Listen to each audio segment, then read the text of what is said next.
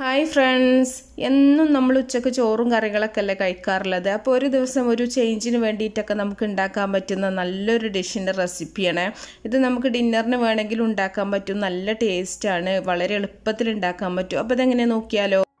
ആദ്യം തന്നെ ഞാനിവിടെ ഒരു 3/4 കിലോ ചിക്കന് കഴുകി കഷ്ണങ്ങളാക്കി എടുത്തിട്ടുണ്ട്. അപ്പോൾ കുറച്ച് വലിപ്പമുള്ള കഷ്ണങ്ങളാക്കിയിട്ട് തന്നെയാണ് എടുത്തിട്ടുള്ളത്. ഇത് എല്ലില്ലാത്ത ചിക്കനാണെങ്കിൽ കുറച്ചും കൂടെ നല്ലതാണ് കേട്ടോ. അപ്പോൾ എല്ലോട് കൂടിയുള്ള ചിക്കനാണെങ്കിലും കുഴപ്പമൊന്നുമില്ല. ഇതിലേക്ക് ആവശ്യത്തിനുള്ള ഉപ്പ് ചേർക്കുന്നുണ്ട്. അതുപോലെ തന്നെ 1 ടേബിൾ സ്പൂൺ ഇഞ്ചി വെളുത്തുള്ളി ചതച്ചതും കൂടെ ചേർത്ത് കൊടുക്കുന്നുണ്ട്. ഒരുപാട് പേസ്റ്റാക്കി എടുക്കേണ്ട ആവശ്യമില്ല, ഒന്ന് ചതച്ചെടുത്താൽ മതി. ഇനി ഇതിലേക്ക് ഒരു 3/4 ടീസ്പൂൺ മഞ്ഞൾപ്പൊടി, അതുപോലെ തന്നെ നിങ്ങളുടെ എരിവിന് ആവശ്യമായിട്ടുള്ള മുളക് പൊടിയും കൂടെ ചേർത്ത് കൊടുക്കുക. മുളക് പൊടി നമ്മളുടെ എരിവിനനുസരിച്ചിട്ട് ചേർക്കട്ടോ. അപ്പോൾ ഞാനിവിടെ 2 ടീസ്പൂൺ മുളക് പൊടി ചേർത്തിട്ടുണ്ട്. ഇനി നമുക്കിത് നല്ല പോലെ ഒന്ന് മിക്സ് ചെയ്തെടുക്കാം. കൈ വെച്ചിട്ട് നല്ല പോലെ ഒന്ന് കുഴച്ചെടുക്കാം. ഇങ്ങനെ നമ്മൾ ചിക്കനൊന്ന് മസാല പുരട്ടി കുറച്ച് സമയം മാറ്റി വെക്കണമെങ്കിൽ കുറച്ചും കൂടെ നല്ലതാണ്. അപ്പോൾ നേരത്തെയൊക്കെ ചെയ്ത് വെക്കുകയാണെന്നുണ്ടെങ്കിൽ വളരെ എളുപ്പത്തിൽ നമുക്ക് ഉണ്ടാക്കിയെടുക്കാൻ പറ്റും. മസാലയൊക്കെ പുരട്ടി ഫ്രിഡ്ജിൽ വെക്കുന്നവരാണെന്നുണ്ടെങ്കിൽ വളരെ എളുപ്പത്തിൽ ഉണ്ടാക്കാൻ പറ്റും കേട്ടോ. അപ്പോൾ ഞാനിതൊന്ന് മാറ്റി വെക്കുന്നുണ്ട് കുറച്ച് സമയത്തേക്ക്. ഒരു അരമണിക്കൂറൊന്ന് മാറ്റി വെച്ചതിന് ശേഷം നമുക്കിതൊന്ന് ഫ്രൈ ആക്കി എടുക്കാം. അതിന് വേണ്ടിയിട്ടൊരു പാനിൽ ഞാൻ കുറച്ച് ഓയിലും അതുപോലെ തന്നെ ബട്ടറും കൂടെ മിക്സ് ചെയ്തിട്ടാണ് ഇട്ടിട്ടുള്ളത്. ബട്ടറിൽ മാത്രം ഫ്രൈ ചെയ്യുകയാണെന്നുണ്ടെങ്കിൽ പെട്ടെന്ന് തന്നെ കരിയും കേട്ടോ. അതുകൊണ്ട് തന്നെ കുറച്ച് ഓയിലും കൂടെ മിക്സ് ചെയ്തിട്ടാണ് ഇതൊന്ന് ഫ്രൈ ആക്കി എടുക്കുന്നത്. ഇത് നമുക്ക് ഒരുപാട് അങ്ങോട്ട് ഫ്രൈ ആക്കി എടുക്കേണ്ട ആവശ്യമില്ല, ചെറുതായിട്ടൊന്ന് സെമി ഫ്രൈ ആയി കിട്ടിയാൽ മതി കേട്ടോ. അപ്പോൾ നമുക്ക് ചിക്കൻ്റെ പീസസൊക്കെ ഇതിലേക്ക് ഇട്ടുകൊടുക്കാം. എന്നിട്ട് നമുക്ക് ഒരുപാട് തീ കൂട്ടി വെക്കാണ്ട് ഒരു ഭാഗം റെഡി ആവുന്ന സമയത്ത് തിരിച്ചിട്ടിട്ട് 2 ഭാഗം ഒന്ന് ഫ്രൈ ആക്കി എടുക്കാം. സാധാരണ നമ്മൾ ചിക്കൻ ഫ്രൈ ഉണ്ടാക്കുന്ന പോലെ അത്രയൊന്നും മൂപ്പിച്ചെടുക്കരുത് കേട്ടോ. അപ്പോൾ ഒരു ഭാഗം റെഡി ആയിട്ടുണ്ട്, നമുക്കിതൊന്ന് തിരിച്ചിട്ട് കൊടുക്കാം. എന്നിട്ട് മറ്റേ ഭാഗം കൂടെ റെഡി ആവുന്ന സമയത്ത് നമുക്കിത് ഓയിലിന് കോരി മാറ്റാം. ഇത് ബട്ടർ തന്നെ നിങ്ങൾ ചെയ്യാട്ടോ, എന്നാലേ നമുക്ക് ആ ഒരു ബട്ടർ ചിക്കൻ്റെ ആ ഒരു ടേസ്റ്റ് കിട്ടുള്ളൂ. ഓയിലിൽ മാത്രം ചെയ്യുമ്പോൾ നമുക്ക് ആ ഒരു ടേസ്റ്റ് കിട്ടൂല കേട്ടോ. അപ്പോൾ ഇതിന് ഒരു ബട്ടർ ചിക്കൻ ഗ്രേവി ഞാൻ ഇതിന് മുമ്പ് ഒരു ഡീറ്റെയിൽ ആയിട്ടൊരു വീഡിയോ ചെയ്തിട്ടുണ്ട്. അപ്പോൾ നിങ്ങൾക്ക് കാണണമെന്നുണ്ടെങ്കിൽ കണ്ടു നോക്കുക. ഇനി അതേ ഓയിൽ തന്നെ നമ്മൾ ഒരു 2 ഉള്ളി അരിഞ്ഞത് ഇട്ട് കൊടുക്കുന്നുണ്ട്. ആ ഓയിൽ തന്നെ ബട്ടർ ഓയിലും കൂടെ മിക്സ് ചെയ്തിട്ടുള്ള അതാണ് കേട്ടോ.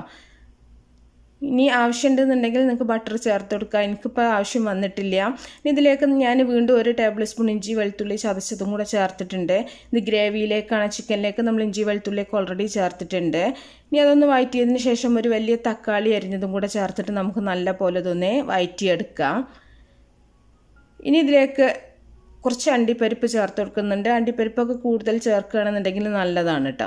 ഞാനിവിടെ വളരെ കുറച്ചിട്ടാണ് ചേർത്തിട്ടുള്ളത്. അപ്പോൾ നിങ്ങൾക്ക് കൂടുതലായിട്ട് ആ ഒരു ക്രീമി ടെക്സ്ചറൊക്കെ വേണമെന്നുണ്ടെങ്കിൽ കൂടുതലായിട്ട് ചേർക്കാം. ഇനി ഇതിലേക്ക് കുറച്ച് ഉണക്കമുളകും കൂടെ ചേർക്കുന്നുണ്ട്. ഉണക്കമുളകൊക്കെ നിങ്ങളുടെ എരിവിനനുസരിച്ചിട്ട് ചേർത്ത് കൊടുക്കുക. ഇതിലേക്ക് നമ്മൾ പച്ചമുളക് ചേർക്കണില്ല കേട്ടോ.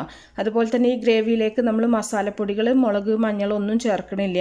ആ ഒരു ഓയിലുള്ള ആ ഒരു മഞ്ഞളിൻ്റെ ആ ഒരു തന്നെ മതി കേട്ടോ. ചിക്കനിൽ മുളകും മഞ്ഞളൊക്കെ നമ്മൾ തേച്ചിട്ടുണ്ടായിരുന്നു. എന്നിട്ട് ഇത് നല്ല പോലെ അതിന് ശേഷം ചൂടാറിയിട്ട് നമുക്കിതൊന്ന് മിക്സിയിലിട്ടിട്ട് ഒന്ന് അരച്ചെടുക്കണം.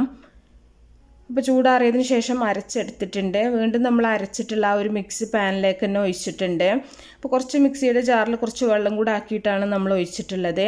ഇനി ഇതിലേക്ക് ആവശ്യത്തിനുള്ള ഉപ്പ് ചേർത്ത് കൊടുക്കുന്നുണ്ട്. ഉപ്പ് ചേർക്കുമ്പോൾ ശ്രദ്ധിക്കുക, ചിക്കനിൽ നമ്മൾ ഓൾറെഡി ഉപ്പ് ചേർത്തിട്ടുണ്ട്. അപ്പോൾ നമ്മൾ ഫ്രൈ ചെയ്ത ചിക്കൻ ഇതിലേക്ക് ഇട്ടിട്ടുണ്ട്. അതുപോലെ തന്നെ ഒരു 1/2 ടീസ്പൂൺ ഗരം മസാലയും കൂടെ ചേർത്തിട്ട് ഒന്നും കൂടെ ഒന്ന് മിക്സ് ചെയ്തെടുക്കുക.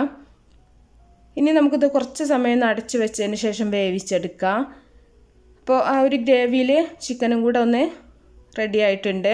ഇനി ഇതിലേക്ക് ഒരു 2 ടേബിൾ സ്പൂൺ ഫ്രഷ് ക്രീം ചേർത്തിട്ടുണ്ട്. അതുപോലെ ഒരു പിടി മല്ലിയിലും കൂടെ ചേർത്ത് കൊടുക്കുന്നുണ്ട്.